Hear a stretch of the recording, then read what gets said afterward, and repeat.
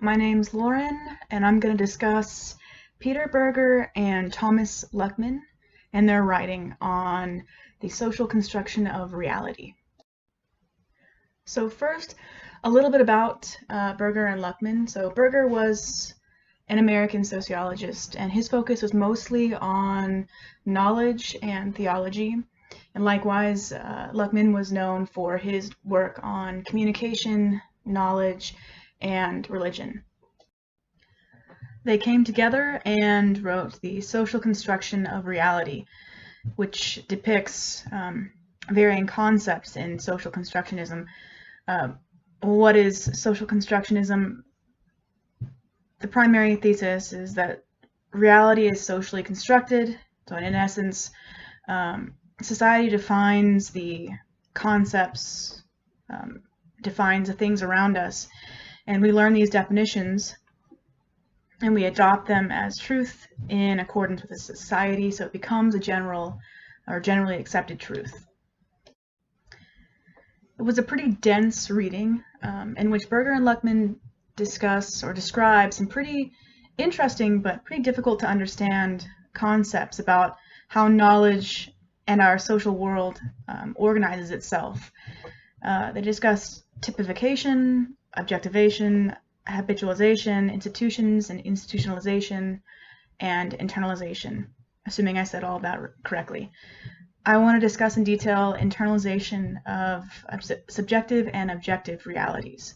So on page 294, it says, "What is real outside corresponds to what is real within. Objective reality can readily be translated into subjective reality, and vice versa."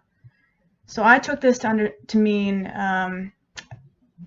it was describing the process of internalization. So the internalization of subjective and objective realities is, well, what is objective reality? So an objective reality is, simply put, socially accepted truths, and subjective realities are the realities that we have internalized. So all of it was socially constructed.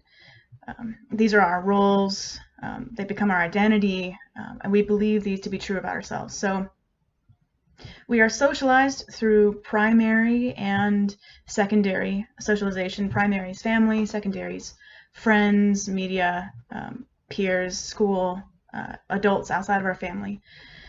And we are socialized into social structures, predefined social structures. And they've already been ordered in such a way that they shape or will shape our understanding of the world.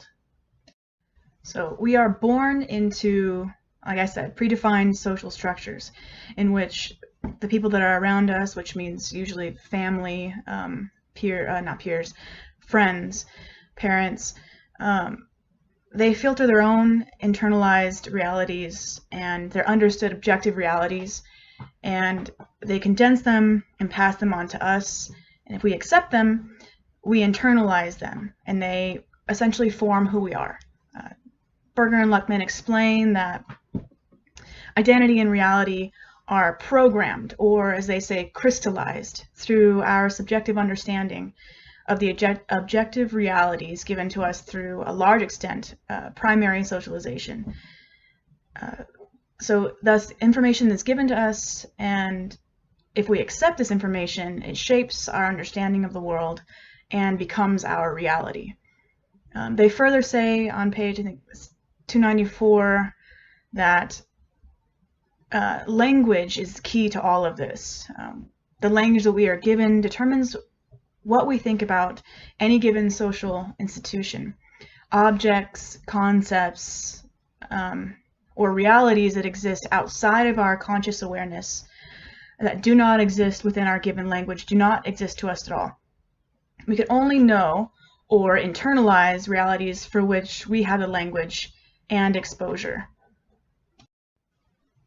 So Berger and Luckmann further describe internalization as the immediate understanding of an interpretation of another's subjective processes exposed to us through objective events.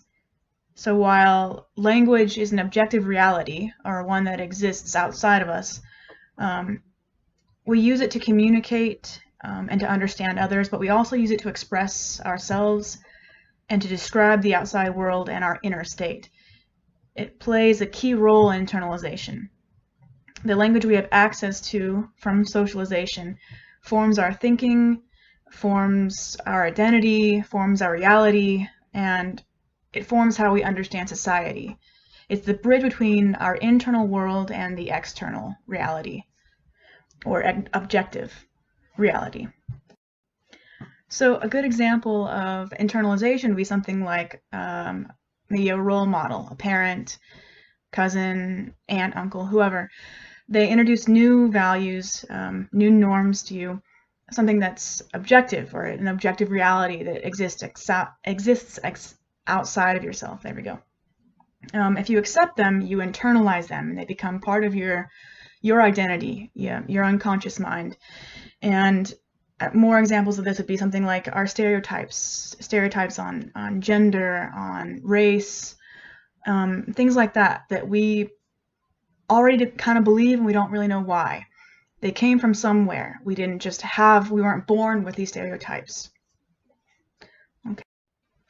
All right, I think that was a pretty simple but still in-depth definition of internalization. So let's move on to fun facts really quickly. So first, Peter Berger. Despite writing quite a few works on religion and the supernatural world, he was a methodological atheist. I think I said that correctly. Which he coined, and it's a sociological approach that seeks to understand religion as a human creation and deliberately leaves open the question of the truth of religious beliefs. So he wrote a lot about religion, but he was an atheist. Another fun fact, while Berger and Luckmann were American sociologists, they were in fact both born outside of the US. Berger was from Austria and Luckmann was from Slovenia. All right, hope you enjoyed it.